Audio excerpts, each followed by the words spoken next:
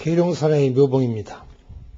오늘 우리가 살피고자 하는 법문은 원화속득 계정도입니다.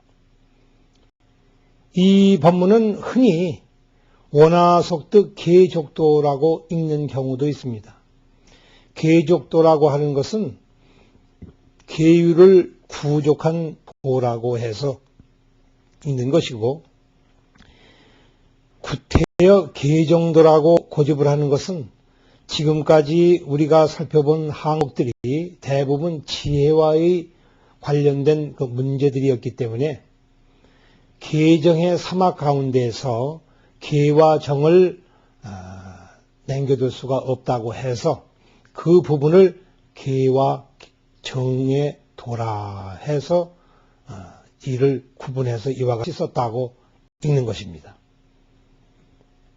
문제는 계족도라고 했을 때에 계를 부족했다고 하는 경우나 계정도라고 할 때의 계나 문제는 같은 것입니다. 왜 여기서 구태여 계라는 문제가 나왔을까?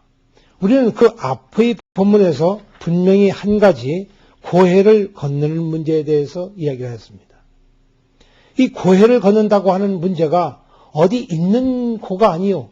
이 사바세계가 그냥 고인 것이 아니라 이 삶 자체가 고요. 존재 그 자체가 고다. 그래서 고해다. 인생살이가 고해가 아니라 일체법 자체가 다. 라고 하는 것은 우리가 앞서서 살펴본 바입니다. 그렇다면 이것을 넘어서는 길은 따로 있는 것이 아니라 바로 우리 자성 속에 그 속에서 살펴야 되는데, 이 문제를 부처님은 어떻게 말씀하셨는가 살펴보면 금시 그 뜻을 가늠하여 잡을 수가 있습니다.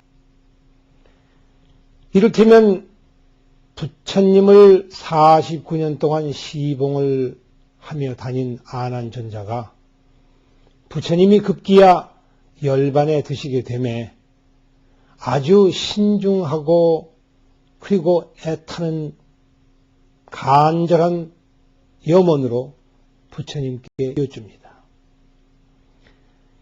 이 사바세계에서 열애께서 세존께서 인멸을 하시게 되면 저희는 누구를 스승으로 삼아 세상을 살아가야 됩니까? 라고 질문을 하였습니다.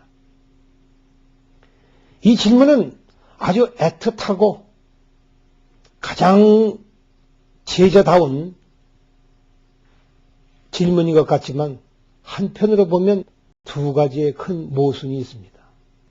첫째는 부처님이 어떠한 분인 줄을 아난존자가 아직도 모르고 있다는 사실이요. 두 번째에는 이러한 질문을 함으로써 부처님을 도리어 욕보이게 하고 있다는 중대한 점입니다. 왜 부처님을 욕되게 하는가? 부처님이 이미 지난 세월 동안 많은 법문을 하시는 동안 말씀하시기를 열의 몸이라고 하는 것은 청정한 법신이어서 생멸이 없고 승침이 없고 장단이 없으며 대소가 없고 일체에 대립된 그러한 것들이 없다고 분명히 이르셨는데, 이제 와서 형체가 있는 부처님의 몸을 고집하여 여쭙기를 열애께서 가시면 인멸하여 돌아가시게 되면 저희는 누구를 의지하리까 하였으니, 첫째는 제 자성을 보지 못한 처사요 부처님의 본신을 알아보지 못하였으니 도대체 다른 사람이 아닌 부처님을 직접 49년 동안 시봉을 한 사람이 여태껏 그것도 모르고 지냈다고 할 것 같으면 이것은 부처님을 위한 것이 아니라 도리어 부처님 먹칠하는 것이 아니겠는가. 그러나 이것은 어제 오늘의 일이 아닙니다. 옛날 부처님 당시에도 그러했고 말법 시대인 지금에도 여전히 그와 같습니다. 부처님 법이 사방 전국에서 다 이야기가 나오고 수많은 절에서 법문을 한답시고 얘기를 합니다마는 아직도 상황에 사로잡혀서 말로는 잡히지 말라, 물들지 말라, 성내지 말라, 화내지 말라 하면서 여전히 그것들에 휩싸여 다닙니다. 그러니 어찌 부처님 당시인들 그것을 벗어날 수가 있겠습니까? 이것은 우리를 전혀 위로하는 소리가 아닙니다. 참으로 답답한 일입니다. 그래서 고해인지도 모르겠습니다. 그러나 어찌되었든 부처님은 여기에 대해서 마다하지 않으시고 또 간곡히 일러주십니다. 내가 가거든 이계위사하거라. 계로서 네 스승을 삼거라 하셨습니다. 왜 부처님은 계로서 스승을 삼으라고 하셨을까? 그 계가 무엇인지를 알아보면 분명해집니다. 계는 단경에서도 밝힌 바와 마찬가지로 자성무비가 심지무비가 자성계라 분명히 이르셨습니다.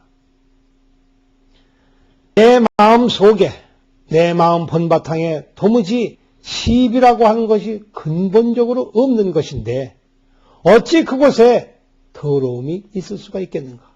따라서 이를 일컬어서 자성의 계라고 한다. 자성의 계라고 하는 것은 청정한 열의 법신의 계입니다.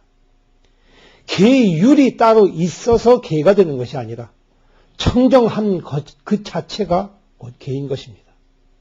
그래서 부처님은 단호하게 이야기를 하십니다. 계로서 스승을 삼거라. 왜냐하면 계가 곧 내 몸이기 때문이니라. 여기서 우리는 매우 중요한 부처님의 대답을 들을 수가 있습니다. 청정함이 곧 부처님의 근본입니다. 물 들고 안 들고 하는 것은 다음의 얘기이고 그 근본 자체는 물들 수가 없다는 것입니다. 거기에는 대소가 없으며 크고 작은 것이 없을 뿐만 아니라 길고 짧은 것도 없으며 장단이 없는 관계로 거기에는 시비가 없어서 옳고 그런 것이 없습니다. 더더군다나 한 걸음 더 나아가면 선악이 없습니다. 선하다 악하다 하는 것은 어떤 경계로 말미암아서 일어나는 것입니다. 어떤 것이 있을 때에 장단이 있습니다. 어떤 것이 주어졌을 때에 비로소 대소가 있습니다. 어떤 상황이 주어졌을 때에 어떤 행위가 주어졌을 때에 어떤 마음이 일어났을 때에 비로소 선악이 존재하는 것입니다. 그러나 본래 아무것도 존재하는 곳에는 그런 것들이 자리 잡을 자리가 도무지가 없습니다. 저 거울이 꼭 그와 같습니다. 더러운 것, 깨끗한 것, 크고 작은 것이 거울 속에는 다 비추이지만은 거울 자체는 그 어느 것도 아니라 여전히 거울입니다. 나무가 비칠 때에도 그것은 거울이요. 똥이 비추었을 때에도 여전히 거울이며 부처님이 비추어졌을 때에도 거울이며 산이 비추었을 때에도 여전히 거울입니다. 아무것도 비추지 않을 때에도 그냥 거울이듯이 우리의 눈동자가 그리하고 우리의 마음이 그러합니다. 허울 좋은 마음이 바로 그러해서 어느 것이 비치더라도 비치지 않는 것이 없습니다. 다 들어옵니다. 보고자 함에 들어오지 않는 것이 없으나 그 어느 곳에도 물들지 않습니다. 다음은 마음을 일으켜서 그를 쫓아갈 때 소위 경계에 집착할 때에 비로소 모든 병폐가 일어나는 것뿐입니다.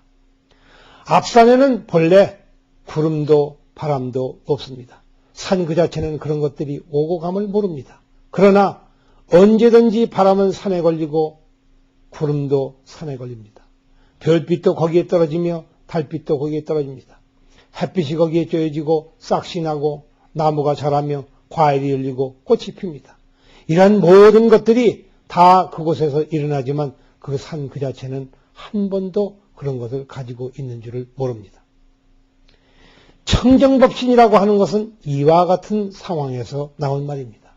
그래야 어찌 계를 이루지 않을 수가 있겠는가? 즉 부처님의 법신을 이루자고 하는 그런 말씀이 됩니다.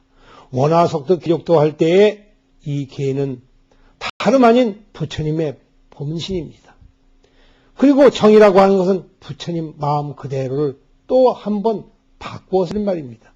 왜냐하면 그곳에는 어떤 변화가 없고 모든 변화가 그 속에 물들어 있더라 하더라도 잠잠하여서 한 번도 뒤흘리는 법이 없기 때문에 이것을 정이라 하였습니다. 여기에는 한 생각 일어나는 그 속에 한 생각 일어나는 그 자체는 한 번도 생각을 일궈낸 적이 없기 때문에 이를 정이라고 하였습니다. 계와 정은 이곳에서 한 몸의 다른 양면을 보여주고 있는 것입니다. 그래서 부처님의 도를 이곳에서는 확정적으로 계정의 도라고 불렀던 것입니다. 그리하여 이러한 말 또한 임시로 그와 같이 지어 부르는 이름이기 때문에 관세음보살의 이름을 빌어서 나무대비 관세음하고 귀를 제청하였던 것입니다.